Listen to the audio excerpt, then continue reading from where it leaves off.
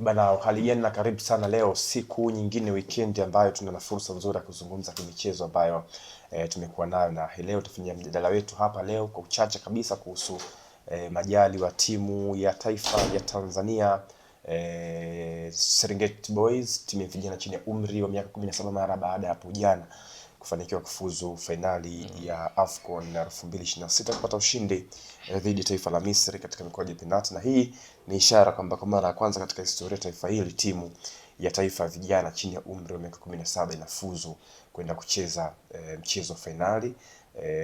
Si kufuzu, ila kwenda kucheza fainali mechi yao dhidi ya taifa la Senegal baada ya Senegal wao kuatoa taifa la Morocco wenyeji hapo jana, michuano ambayo bingwa mtetezi ni Morocco ametupwa nje ya mashindano. Kwa hiyo ni vita ya Simba Teranga wadogo na Senegal dhidi ya Serengeti Boys, mchezo ambao unachezwa tarehe 2 ya mwezi Juni. Niko na Watson hapa kufanya tathmini, uchambuzi wa kiasi gani tulistahili kufika hapa tulipo, lakini tayari tukiwa mkononi tuna tiketi ya kucheza kombe la dunia ambalo tumefuzu baada ya kutinga tu ile robo finali ya mashindano haya ya vijana chini ya umri wa miaka 17. Kwanza Watson, hii ni hatua namna gani kwa taifa letu kwa mara ya kwanza kucheza finali ya AFCON under 17? Tumeshiriki mara 3 kwa nyuma katika AFCON hizi na sote tulikuwa tukiishia katika hatua za awali. Yes, lakini msimu huu umekuwa mzuri kwetu of course, na tumefanikiwa kufika mpaka finali. Ni maendeleo makubwa kwa soka la vijana.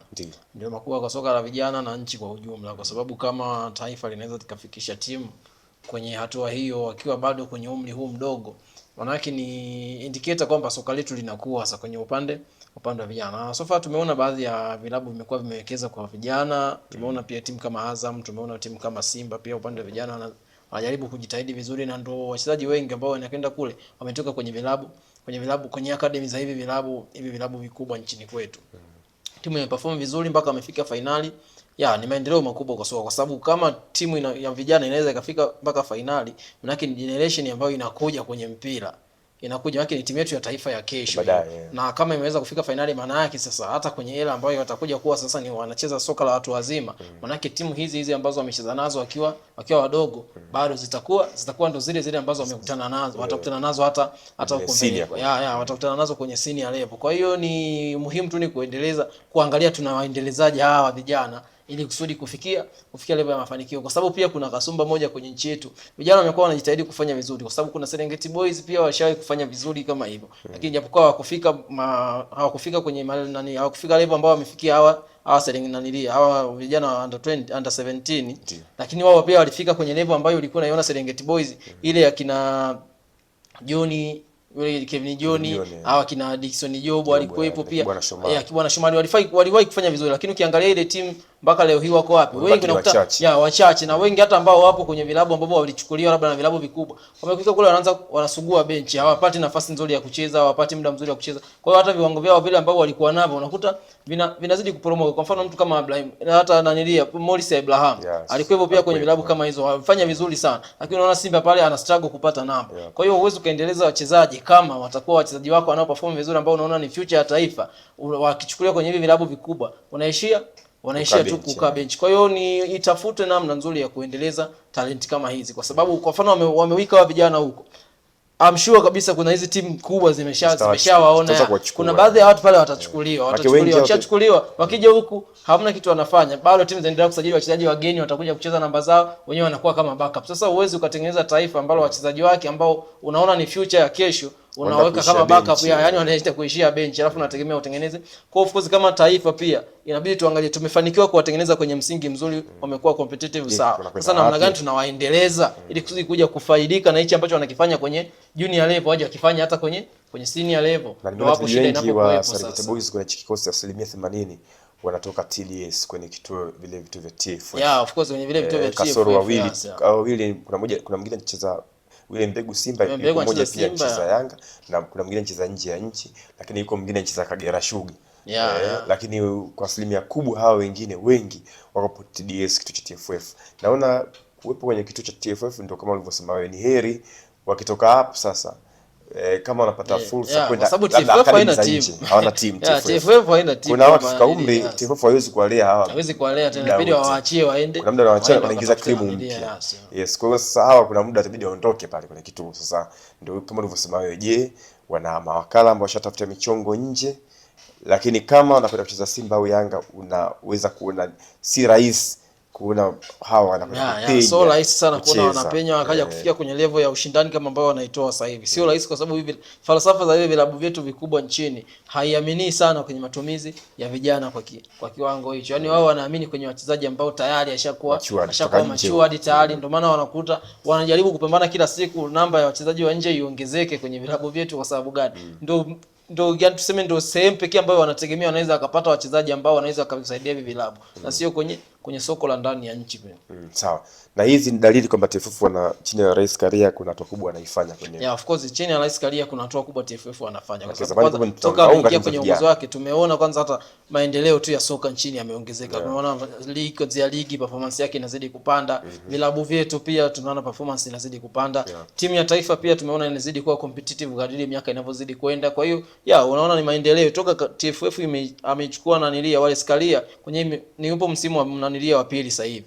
Ameshinda pia mara ya pili. Unaona wanazidi kuendeleza soka. So far amewekeza vizuri, unaona alichokuwa anatamani kukiona kwenye nchi. Unaona vinazidi kufanikiwa Sawa, na kwa mantiki hiyo sasa tunaweza kuiona Tanzania kama yani future yetu iko bright sana. Future yetu kama inaonekana inang'aa. Kama watu jukumu la kuwasomea vijana watakuwa nafuatilia wako wapi wanafanya nini.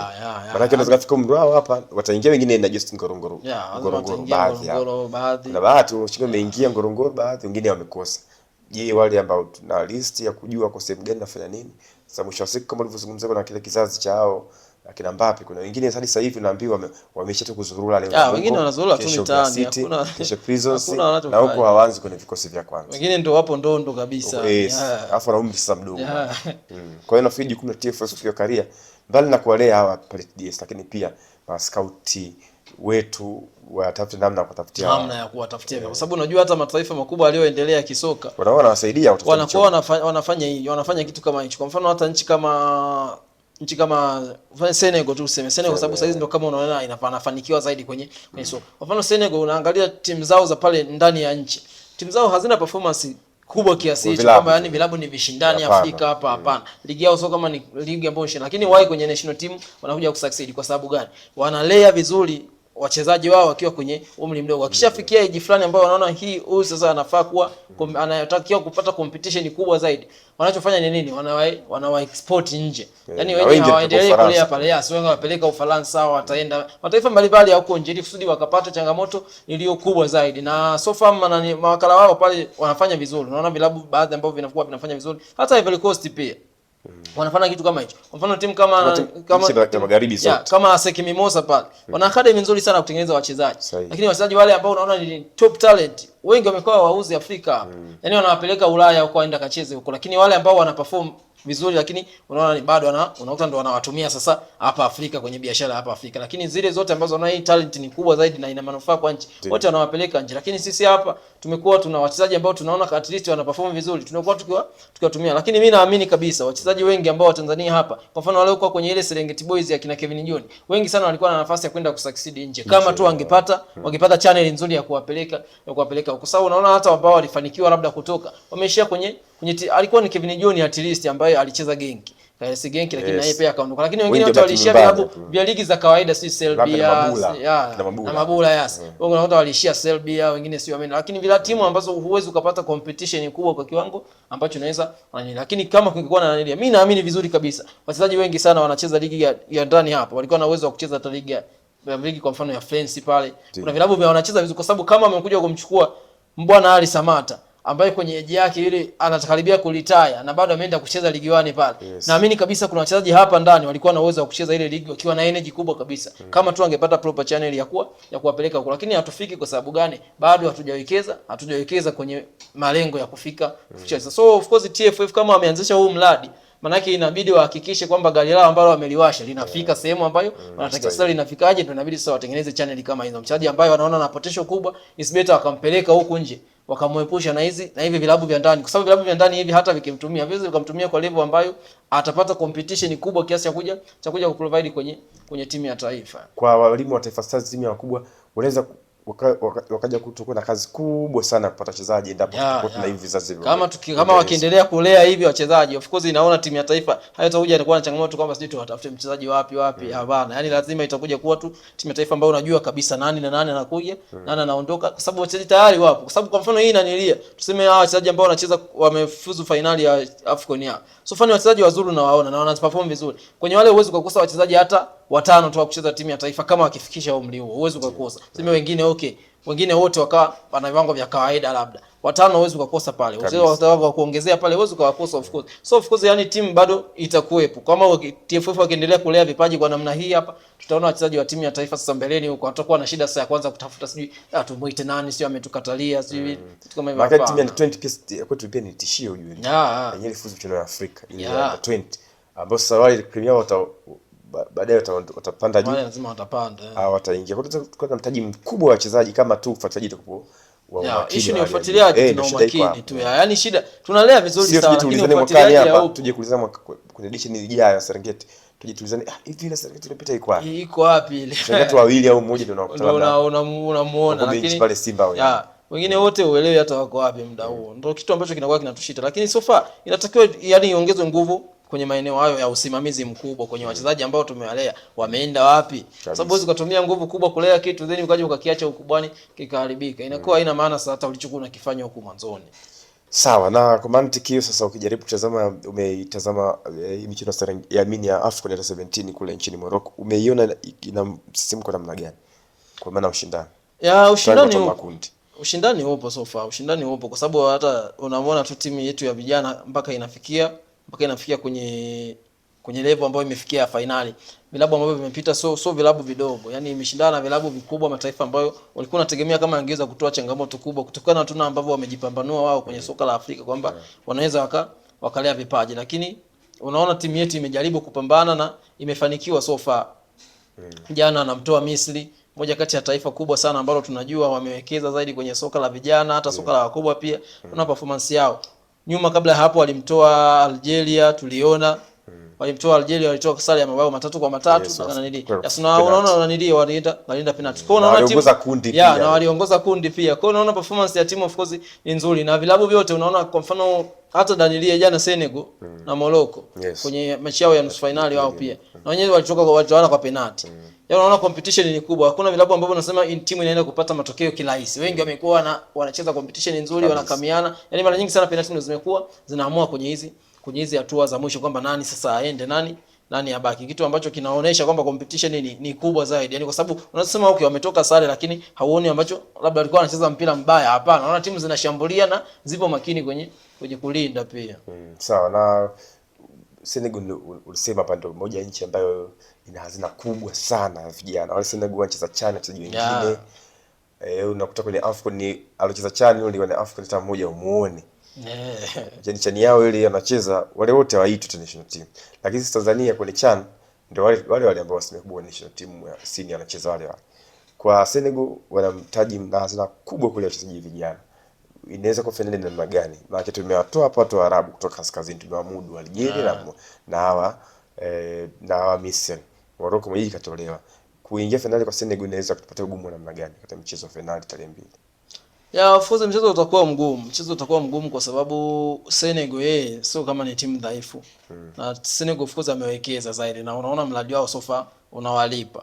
Kwa sababu gani? Senegal amewekeza zaidi, tunaona timu yao ya taifa kwanza ya wakubwa wamefanikiwa kuchukua AFCON mbele ya Morocco. Tunaona timu yao ile ya miaka 20 na wenyewe pia walifanikiwa kufika hadi finali, kitu kama hicho kama sio walifanikiwa. Naona pia kwenye under 17 pia wamefanikiwa kufika finali. So naona of course ni taifa ambalo linalea vipaji. Yaani sio kama ni taifa ambalo wachezaji wake wanaunga labda, linalea vipaji. Kwa hiyo tunaenda kukutana na timu ambayo imeshajengeka kabisa. Imeshajengeka, wanajua nini maana ya finali, wanajua competition, na Senegal of course wao hata kwenye upande wa academy tu ambazo zinalea wachezaji wameadvance kuliko kwa sisi Tanzania. Kwa hiyo wachezaji wa Senegal wamelelewa kwenye misingi ya football kiukubwa zaidi, tofauti na sisi ambao ndo kama tupo kwenye phase ya kuanza sasa. Ndio kwa sababu hii ndio kama cream yetu ya kwanza kabisa kufanya vizuri kwenye wenyewe nazo nyingi mpaka wanashinda. Lakini wao tayari washaingia huko, washafanya vizuri na wanaelewa nini maana ya michuano kama hii. So fourth game itakuwa kananilia kwa sababu Tanzania kwanza kufikia hatua hii tayari wameshapata morali ile kwamba na wao tayari washajua washakuwa story size na nilia nchini kwetu kwamba tumefika na nilia. Kwa hiyo inawapatia motisha kwamba sasa inabidi tupambane zaidi tu tulipate ile kombe, kwa sababu wanajua wao kama wakipata ile kombe yake ndio watakuwa wao ndio wameandika historia kwa mara ya kwanza. Hakuna generation ambayo shai kufanya hivyo, na imani wachezaji wa Taifa Stars, wachezaji hao wa Tanzania wa under 17 wanahitaji zaidi kitu kama hicho. Lakini Senegal sasa tunaenda kukutana na mpinzani ambaye ni mgumu zaidi, tofauti na wao ambao tumekutana nao hapa katikati. So of course lazima mechi itakuwa ngumu na mechi itakuwa ya kuvutia so far. Sawa, na mchezo wa mshindi tatu utachezwa baina ya Morocco dhidi ya Morocco, yeye atacheza pamoja na Misri ya mshindi wa tatu, ndio mechi itakuwa hiyo. Wapi karata yako unaiweka? Ya Morocco na Misri, of course Morocco bado unamwona ana advantage kubwa ya kushinda mbele ya Misri, kwa sababu kwa nilivyoona Misri wanavyocheza na Morocco wanavyocheza, unamwona bado Morocco ni bora kuliko Misri kwenye mashindano. Lakini Tanzania mchezo wetu au naegemea kwa sababu ya Tanzania wetu? Ya Tanzania kwa sababu ya Tanzania bado tutaendelea kuwataka vijana washinde, lakini mechi ambayo tunakwenda kucheza nao of course ni mechi ambayo ni ngumu. Mechi ambayo ni ngumu na haiwezi kuwa mechi ya upande mmoja. Ya haiwezi kuwa mechi ya upande mmoja. Sawa. Watson, kwa uchache kesho ni UEFA Champions League finali Arsenal dhidi ya PSG. Lipi neno lako kiufundi kuelekea mchezo huu? Ya kesho finali of course naamini kesho saa moja usiku ya saa moja mechi za tatu kuendelea. Tumezoeaga mechi za usiku zile, lakini sasa kesho tunaenda kuona mechi saa moja, yani mapema tu, maana mpaka saa 3 tutakuwa tunajua nani bingwa kati ya Arsenal na Paris. Na hiyo mechi of course mimi niseme tu, yani kwa mimi kama mimi upande wangu naegemea upande wa Paris Saint-Germain. Na natamani sana Paris achukue kombe, kwa sababu baada ya Arsenal kuchukua kombe la ligi, changamoto ambayo tumepitia ya usumbufu hapa katikati hatutamani itokee tena. Lakini of course kiufundi mchezo lazima utakuwa mzuri. Utakuwa kwa sababu vilabu vyote vinavyokutana ni vilabu vizuri Ulaya. Msimu huu tumeona performance yao so far, wamejaribu kupambana, na kwenye ligi wote ni mabingwa. Wote kwenye ligi ni mabingwa, wamechukua pia msimu huu. Kwa sababu unaweza kusema okay wamefika finali, lakini labda inaweza kaa msimu huu, unajua UEFA ya saizi maana ni mabingwa waliopita, msimu uliopita. Unajua kuna vilabu vinaweza kabla vimefika finali, lakini kwenye ligi msimu huu hakuwa na season nzuri. Lakini hivi ambavyo vimefika finali msimu huu wote ni mabingwa. Kwa mfano Arsenal yeye msimu uliopita hakuwa bingwa, alienda UEFA kama mtu wa pili. Lakini msimu huu anakwenda kama bingwa sasa. Anaenda kucheza finali akiwa bingwa kwenye ligi aliyotoka. Kwa of course unaona ni kama timu ambayo imeadvance zaidi ya ilipokuwa season iliyopita. Paris yeye maintain, alikuwa bingwa msimu huu, lakini msimu huu pia amefika finali, kwa anaenda kutetea kombe lake. So mechi lazima itakuwa ngumu, kwa sababu Arsenal kwanza kabisa anatafuta kombe lake la kwanza. Hajawahi kushinda UEFA Arsenal. Anatafuta kombe la kwanza, na msimu huu ndio inaonekana kama Arsenal yupo kwenye moto zaidi kuliko misimu yote iliyopita. So of course anajaribu kufanya kitu kikubwa zaidi msimu huu ambao inaonekana yupo kwenye form nzuri, kwa sababu huwezi jua msimu unaokuja wenzio watajipangaje. Kwa maana unapopata chance msimu mmoja at least ukao upo bora, lazima upambane vizuri, ujaribu kupata kitu ambacho kitakufanya uonekane sasa na wewe umeachieve zaidi kwenye season ambayo ulikuwa better kuliko wengine. Lakini kiujumla mechi itakuwa ngumu, na kinachotoa advantage ni kwamba hakuna mtu ambaye yupo nyumbani. Mechi itachezwa kwenye uwanja wa Budapest. Ni Budapest kule Hungary. So far atacheza Budapest kule Hungary. So of course uwanja ni unaitwa ni Budapest kule Hungary. Yes, uwanja unaitwa Ferenc Puskás Stadium. Ndio. So atacheza pale finali. So maana inatoa advantage kwamba kila mmoja atakuwa kwenye neutral ground. Ndio. Yaani hakuna mtu ambaye anasema ana advantage kwamba yupo nchini kwake au amezoea atmosphere ya hapo, kwa sababu kwanza nchi kama Hungary hatujaona sana hizi timu zikiwa zinacheza labda zikiwa zimesafiri kwenda Hungary kucheza mashindano yoyote yale. So maana yake itakuwa ni sehemu ngeni kwa timu zote. Kwa hiyo yote anayepambana maana yake anaweza akafanikiwa. Kwa sababu gani? Mentality ya mpinzani wako pia itakuwa ni sawa na mentality ya kwako, kwa sababu wote tupo ugenini, wote tupo uwanja ambao ni free, wote tumekuja hapa kama wageni. So sio kama Afrika nyumbani na wageni. Sio kama Afrika kwamba nyumbani na wageni labda unaweza kutumia nyumbani vizuri, ukaenda ugenini labda ukakaza au vyovyote. No, hawa wote wanasafiri wanakwenda sehemu ngeni ambayo wakapambane, anayefanikiwa afanikiwe. Lakini kiujumla mechi lazima itakuwa ngumu. Sitegemee mechi itakuwa nani, kwa sababu tu ya nature za timu hizi zote mbili. Karata yako? Nishasema nampatia Paris. Nampatia Paris ashinde, kwa sababu ya alichokifanya msimu huu. Kwa sababu alichokifanya msimu huu pia, alichokifanya msimu huu kwanza msimu huu pia hata msimu jana, kwa sababu Paris anajaribu kutetea kombe lake libaki. Lakini pia kitu kingine ni Paris namuona yupo vizuri kwenye issue nzima ya ushambuliaji. Paris anatengeneza chances, anashambulia kwa kasi, anajaribu kutengeneza, yani tofauti na Arsenal. Leti ya Paris na ya Arsenal kwenye kutengeneza nafasi na of course kuamua mechi. Unaona Paris yupo vizuri zaidi kuliko sababu kwa mfano anza nikatoa mfano tu mechi ya Bayern ile aliyocheza na Paris ya kwanza kabisa. Ile mechi walitoka kwa magoli 4 Watoka mama 4 na 5-4 walitoka. 5-4. Uliona Paris alitoa competition ya kutosha, lakini mechi ya pili watu wakategemea kwamba hii mechi itakuwa na magoli mengi sana kwa sababu kila mmoja sasa atategemea. Lakini mechi of course unaona Paris alipofunga goli moja tu akaamua kudefend. Na tuliona alifanikiwa alidefend mpaka dakika ya mwisho kabisa, baada ya kuja kupata goli. Lakini Paris ndo wakawa wametoka sare. Tujui kama wakatoka kama PSG inaweza kulinda. Tujui kama Paris anaweza kadefend kwa kiwango kile. Lakini ile siku tuliona Paris ameuma meno mpaka bani wakawa wanakosa kabisa chance ya kuamua mechi. Of course unaona Paris ni timu ambayo haitabiliki kirahisi, tofauti na Arsenal ambao unajua kabisa Arsenal yupo beta kwenye kulinda. Sasa nafanyaje ili kusudi nifungue pateni zake, maana hapo ndio unaweza ukaangalia namna ya kufanya. Lakini so far kwa upande wa Paris Saint-Germain anaweza akachukua ile kombe, namuona na nafasi kubwa zaidi. Mara ya mwisho tajiri kwenda Uingereza ilikuwa mara ya mwisho tajiri kwenda Uingereza alichukua ni Chelsea au ni Chelsea? Mara mwisho alichukua Man City, alichukua Man City mara ya mwisho. Alichukua Man City then ndio ile alimfunga alishinda 1-0 dhidi ya Inter Milan. Inter Milan alichukua 1-0 kwa Inter Milan. Na ndio mara ya mwisho Man City, na ndio mara ya mwisho kombe kwenda Uingereza. Na msimu na sio misimu mingi sana. Ni msimu kama umepita msimu huo ndo akaja akachukua 22-23. Akaja akachukua na nilia 22-23. Ndio baada pale sasa nikaanza kuchukua Madrid, wakaanza kugawana Paris, sasa ndio nanilia. So unaona ni sio mbali sana. Na Arsenal msimu huu sasa yeye ana kibarua cha kutetea ile kombe liende na nilia tena, lirudi Uingereza tena. Kwa wewe bwana unasema makelele yale saa 3 usiku yatakuwa mengi mno, hutaki. Kwa hiyo bora taji liende. Bora taji liende na nilia. Bora liende Faransa. Mimi aliende Faransa. Sawa, bana mchezo saa 1 kamili usiku kesho, Arsenal dhidi ya PSG tutakuwa mcheza, na Arsenal anasema karata yake inaipeleka PSG. Mchezo utakuwa ni mgumu kuvutia, hivi tupongeze sana vijana wale wa Serengeti. Tunasubiri Manara atasemaje kuhusu Maki kapewa rungu la kuwa msemaji wa timu za taifa zote. Of course timu za taifa zote. Kwa hiyo tusubiri kwa mbwembe gani kuelekea mchezo finali, ni jambo la kusubiri, lakini ninachokipenda mimi timu isipewe pressure zaidi, timu isipewe pressure hapa walipofanikiwa kisiongezeke chochote kile, kwamba sasa motisha sisi kama hivyo ndio, yani waache tu kama walivyoanza wamalize. Mara ameenda kule mara goli la mama lazima waache malize, alafu hiyo kama kuna hamasa, kama kuna hamasa sasa baada ya kufanikiwa sasa wapatie au waanze kuelekea World Cup. Bado tukomee hapo leo. Ninaitwa Frank Vegula, watu tulimsikia vizuri hapa, nikutathmini uchambuzi wala michezo ambazo nilikupa nayo leo. Tutakie tu weekend njema.